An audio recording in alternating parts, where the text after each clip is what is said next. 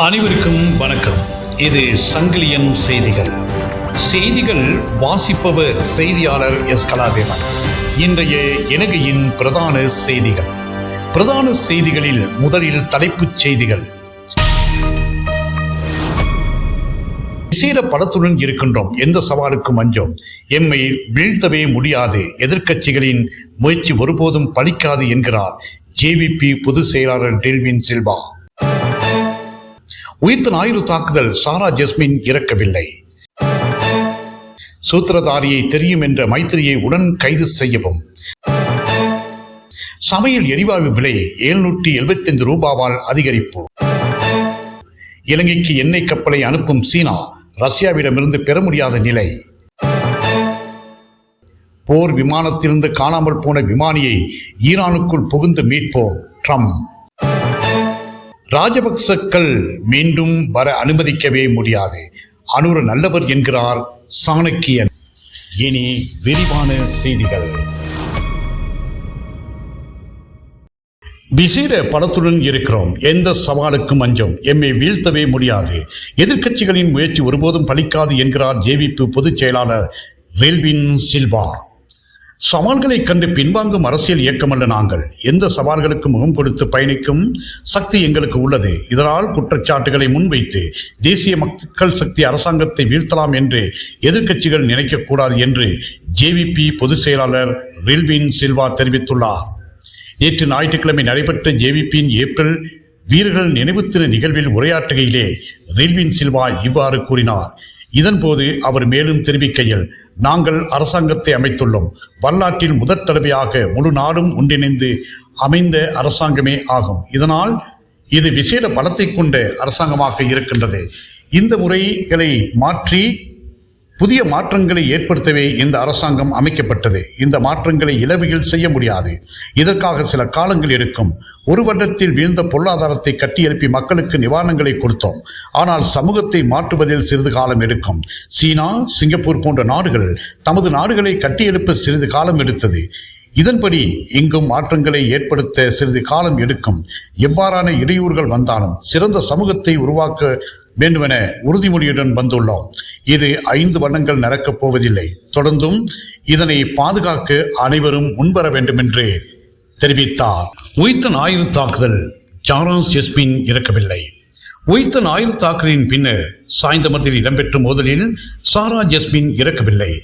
அவர் தப்பியோடி இருக்கலாம். தாக்குதலின் பின்னர் அவரது உடல் தாக்குதல் இடம்பெற்ற வீட்டிலிருந்து கண்டுபிடிக்கப்படவில்லை என்று கல்முனை பிரதேசத்துக்கு பொறுப்பாக அப்போது போலீஸ் அத்தியட்சக பி ஹேரத் தெரிவித்துள்ளார். சிங்கள வார பத்திரிகையான அருண சக்தி அருண பத்திரிகை வழங்கியுள்ள செவியிலே இவர் இவ்வாறு தெரிவித்துள்ளார். அவர் அதில் மேலும் தெரிவித்ததாவது, 2019ஆம் ஆண்டு ஏப்ரல் 21ஆம் தேதி இடம்பெற்ற உயிர்த்த ஞாயிறு தாக்குதலை தொடர்ந்து போலீசாருக்கு கிடைத்த தகவலை அடுத்து சம்மாந்துறை மற்றும் நிந்தாவூர் பிரதேசங்களில் சுற்றிவளைப்புகளை மேற்கொண்டு வெடிப்பொருட்களை உட்பட ஆயுதங்களை கைப்பற்றப்பட்டன. பின்னர் 26ஆம் தேதி சாய்ந்தமருது பிரதேசத்தில் மோதல் இடம்பெற்ற போது நான் அவ்விடத்துக்கு சென்றேன். எனினும் பொலிவேரியின் கிராமத்துக்கு செல்லும் பாதையில் அமைந்துள்ள பாலத்துக்கு அப்பால் செல்ல எங்களை இராணுவம் அனுமதிக்கவில்லை. இந்த மோதலை அடுத்து மோதல் இடம்பெற்ற வீட்டு பகுதியிலிருந்து அதிவேகமாக அணைக்கட்டு வீதியில் சபலக்கடை பகுதிக்கு பெரும் இரைச்சலுடன் மோட்டார் சைக்கிள் ஒன்று சென்றது. அதில் தப்பிச் சென்றவர் சாரா ஜஸ்மின் ஆக இருக்கலாம். அதற்காக யாரோ ஒருவர் அவருக்கு உதவி செய்துள்ளார்கள் என்று தெரிவித்தார். சூத்திரதாரியை தெரியும் என்ற மைத்திரியை உடன் கைது செய்யவும். உயிர்த்த ஞாயிறு தாக்குதல் தொடர்பான சூத்திரதாரியை அறிவேன் என்று கூறியுள்ள முன்னாள் ஜனாதிபதி மைத்ரிபால சிறிசேனையை உடனடியாக கைது செய்ய வேண்டும் என்று ஐக்கிய வலுசக்தி ஒன்றிணைந்த தொழிற்சங்கத்தின் ஏற்பாட்டாளரான ஆனந்த பாலித்த தெரிவித்துள்ளார். ஐக்கிய மக்கள் சக்தியினால் நேற்று ஞாயிற்றுக்கிழமை நடத்தப்பட்ட செய்தியாளர் சந்திப்பிலே அவர் இவ்வாறு கூறியுள்ளார். இதன்போது ஆனந்த பாலித்த மேலும் தெரிவிக்கையில், உயிர்த்த ஞாயிறு தாக்குதல் தொடர்பான உதய கம்பன் பிளவின் நூல் வெளியீட்டு நிகழ்வில் எதிர்க்கட்சி தலைவர் சஜித் பிரேமதாச கலந்து கொண்டிருந்தார். இதனை அனைவரும் அறிவார்கள். இந்த நிகழ்வுக்கு கட்சியின் பொதுச் செயலாளர் மற்றும் எம்பிக்கள் இருவரும் சென்றிருந்தனர். இவ்வாறு இருக்கையில் ஏன் சஜித் பிரேமதாசாவை மட்டும் பிடித்துக் கொண்டிருக்க வேண்டும்? எவ்வாறாயினும் கட்சியின் மத்திய செயற்குழுவில் எவரும் எங்கும் போகக்கூடாது என்று தீர்மானிக்கப்படவில்லை. பிரதான சூத்திரதாரியை கண்டுபிடிக்க வேண்டும் என்றுதான் நாங்களும் கூறுகின்றோம். பிரதான சூத்திரதாரியை யார் என்று தெரியும் என்று என்னிடம் கேட்டால் கூறுவேன் என்று கூறிய மைத்திரிபால சிறிசேனவும் அந்த நிகழ்வில் இருந்தார். ஏன் அவரை கைது செய்யவில்லை என்று அவர் கேள்வி எழுப்பியுள்ளார். சமையல் எரிவாயு விலை 775 ரூபாவால் அதிகரிப்பு. லிட்ரோ சமையல் எரிவாயு விலை பெருமளவில் அதிகரிக்கப்பட்டுள்ளது. நேற்று ஞாயிற்றுக்கிழமை நள்ளிரவு முதல் அமுலாகும் வகையில் இந்த விலை அதிகரிப்பு செயற்பட்டுள்ளது. இதன்படி 12.5 கிலோகிராம் நிறைவுடைய எரிவாயு சிலிண்டரின் விலை 775 ரூபாவால் அதிகரிக்கப்பட்டுள்ளது. இதன்போது புதிய விலை 4765 ரூபாவாகும் என லிட்ரோ நிறுவனம் அறிவித்துள்ளது. இலங்கைக்கு எண்ணெய் கப்பலை அனுப்பும் சீனா ரஷ்யாவிடமிருந்து பெற முடியாத நிலை. இலங்கையில் நிலையான எரிபொருள் விநியோகத்தை பேணுவதற்காக சீனா இந்த வாரம் முன்னுரிமை அடிப்படையில் இலங்கைக்கு எரிபொருள் இருப்புகளை வழங்க முன்வந்துள்ளது. சீனா தூதுவர் கி ஜென் காங் ஜனாதிபதி அனுரகுமார் திசாநாயக்கு மற்றும் வெளிவாகர அமைச்சர் விஜித ஹேரத் ஆகியோரை நேற்று முன்தினம் சனிக்கிழமை சந்தித்தது. போதுமான எரிபொருள் இருப்புகளை பெறுவதில் இலங்கை எதிர்கொண்டுள்ள இக்கட்டான சூழ்நிலையில் ஆதரவளிப்பதாக உறுதியளித்தார்.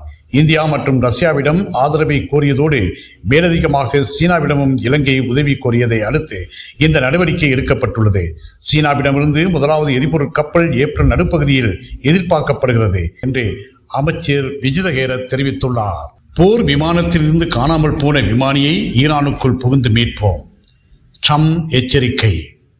அமெரிக்க போர் விமானம் ஈரானால் சுட்டு வீழ்த்தப்பட்ட போது காணாமல் போயிருந்த விமானி பரபரப்பான துப்பாக்கி சண்டைக்கு பிறகு பாதுகாப்பாக மீட்கப்பட்டதாக அமெரிக்க ஜனாதிபதி டொனால்ட் ட்ரம்ப் தெரிவித்துள்ளார்.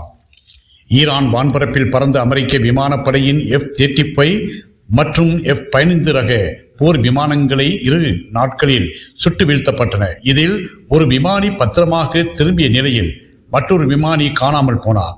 இந்த சூழலில் அவரை ஈரானும் அமெரிக்காவும் தீவிரமாக தேடியது.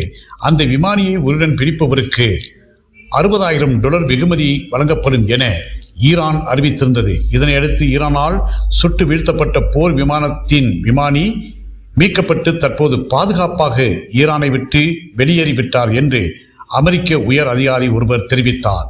இது குறித்து அமெரிக்க ஜனாதிபதி ட்ரம்ப் வெளியிட்ட சமூக வலைத்தள பதிவில், நாங்கள் அவரை கண்டுபிடித்து விட்டோம் என சக அமெரிக்கர்களே கடந்த சில மணி நேரங்களில் அமெரிக்க இராணுவம் தமது அமெரிக்க அதிகாரி ஒருவருக்காக அமெரிக்கா வரலாற்றிலே மிகவும் துணிச்சலான தேடுதல் என்றும் மீட்பு நடவடிக்கை ஒன்று வெற்றிகரமாக நிகழ்ந்துள்ளது என்று அவர் மிகவும் மதிக்கப்படுவார் என்றும் தெரிவித்திருக்கிறார்.